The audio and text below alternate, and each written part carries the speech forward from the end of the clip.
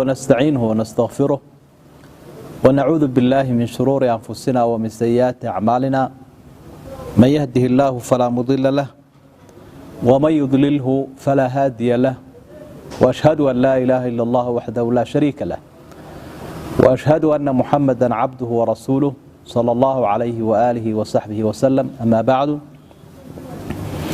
اللهم انفعنا بما علمتنا وعلمنا علما ينفعنا وزدنا علما. اللهم وفقنا لما تحبه وترضاه من الأقوال والأفعال والآراء. ثم ما بعد،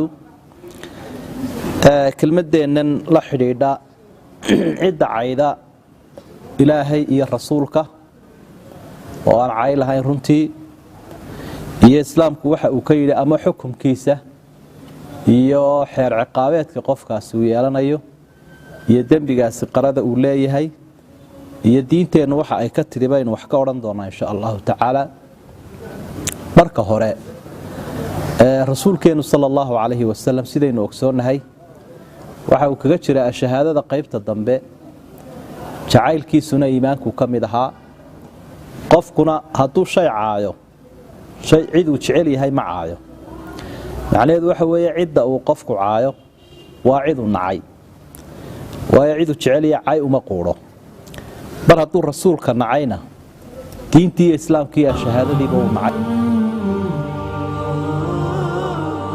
عيد إله العالي سبحانه تكاد السماوات يتفضلن منه وتنشق الأرض وتخر الجبال وهذا أن دعوا للرحمن ولدا وحلقوا شيئا هدي إلهي أي قالوا إلى هذا الولد كل كي يكون شيئا بالليلي قوم أي كو هدين وحي سماوات كله وادين إلى دلعان الرب وحي كله وات إلى القعده أن دعوا للرحمن ولدا إلى إلهي الولد كل شيئا أو يلاهدين وقفوا لا أي يلاهدين marka hadii la yiri cirku iyo dhulku waxay la baaba'ayaan hadii ilaahay wali ay ku sheegeen ay la caayana way wax ka sii weyn weey wax ka sii weyn iyay waxa jirtay waqtigii nabiga kaleeyhi salaatu wasalaam markuu ku jiray dagaalkii Tabuuk ayaa nin munaafiqiinta kamid aha oo marka intoodii badnayd way hareena isagu meesha marayay baacayay nabiga iyo asxaabta erayuu ku dhawaaqay isagoo leh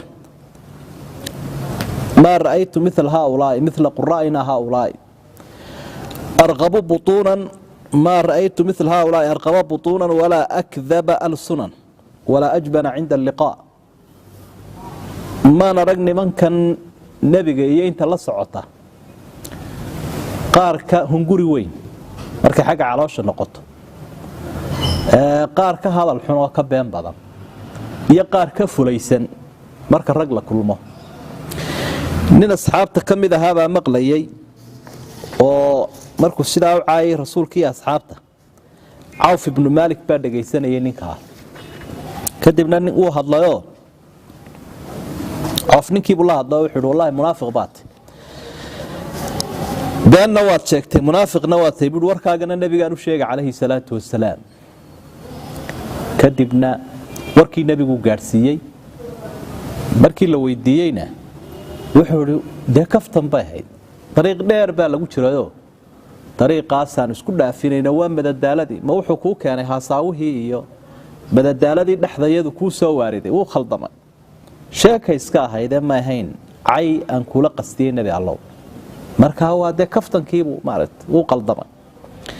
ilaahay baa quraan soo dajiyay qul abillahi wa ayatihi wa rasulihi kuntum tastazi'un la ta'tadiru qad kafartum ba'da iimanikum.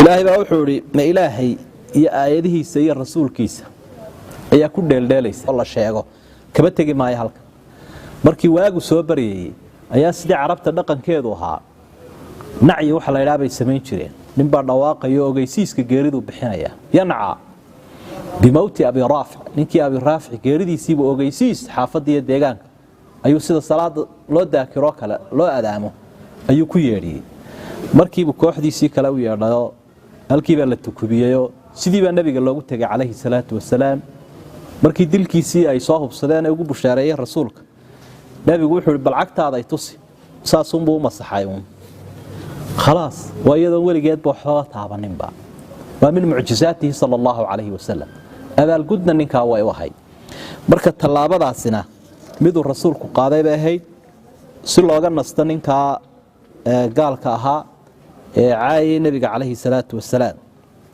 qisada saddexaad waxay ahayd nin asxaabta ka mida baa jira oo isaguna indhala-a. ninkaas wuxuu hoos joogtay oo xaas u ahayd addoon uu lahaa. laba inanoo aad u qurux badan bay u dhashay oo isagu uu ku tilmaamay inay la mid ahaayeen laba lu'lu'o jawhartoo kale inay sida jawharta u caddaayeen. nebiguun bay caayi jirtay habartaa addoontii.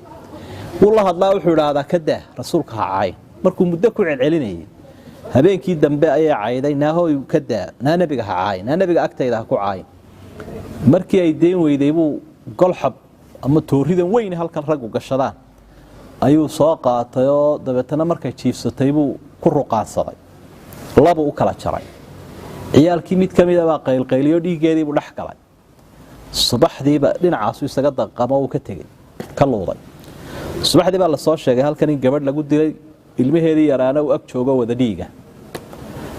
nebigu asxaabtii buu aad u abhiyay oo baariyay oo xaqa uu ku leeyahay uu sheegay oo ninkii dilkaa geystay soo bax.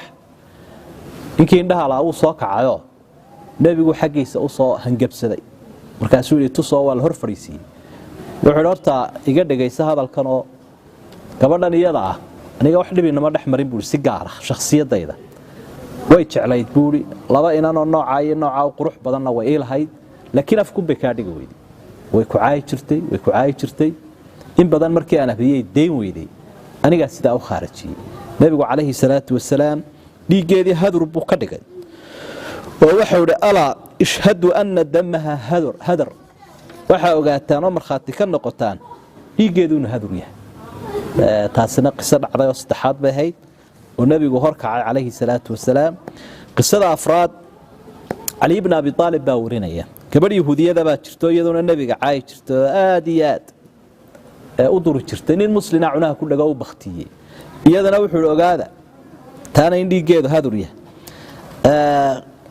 qisada shanaad waxay ahayd gabadh baa nebiga cayday calayhi salaatu wasalaam ka mid ahaydun bulshadii wakhtigaa joogtay. nebigu markaa wuxuu war gabadhaasi way afxuntaa ayaa aamusiinaya. dee waa ciddii ciqaabta ka soo fulin lahayd unbuu isagu u wakiisho u diraya. waxaa baxay cumayr ibnu cadi asxaabiga la odhan jiray. sidii buu iyadana ku khaarajiyey. nebigu waxa uu yidhi laa yantatixu fiiha can azaani isu hirdii maayaan laba riyaad laba qabiilo iyo laba cidoo ku wada hadlaysaa taa dhiiggeeda ma jiro ogaada inay hadur tahay. haddaynu aayaadkii aragnayno xaadiidii aragnay qodobka saddexaad aynu usii gudbi lahayn waxa weeye ijmaacu lumma ummadda islaamka weliba salafkoodii hore ee qowlkoodu miisaanka lahaa ee markay wax isku waafaqaan aan laga daba tegi jirin. iyagu maxay ka yidhaahdeen masaladan waxa ay isku waafaqeen calaa kufri wa qatli man tanaqasa min annabiyi sala allahu calayhi wasalam inuu gaaloobay dilna yeeshay qofka hoos u dhiga ee xaqira ee caaya nebi maxamed calayhi salaatu wasalaam. waxaa se xusid mudan runtii dee qofkii marka uu arrintanoo kale ku dhaco waa xeer ciqaabeed baa la marinayaa. xeer ciqaabeedkaasna dee cidda mas-uuliinta ah ee xilka haysa iyo garsoorku waa in lagu soo oogo wixiina lagu qaado kiiska ah oo markaasaa loogu fuliyo. sidaasu waxaan ku joogsan karayaa. haddii kale wuxuu noqonayaa wax runtii iska sii socdo ee dadku ay iska fudaysadaan.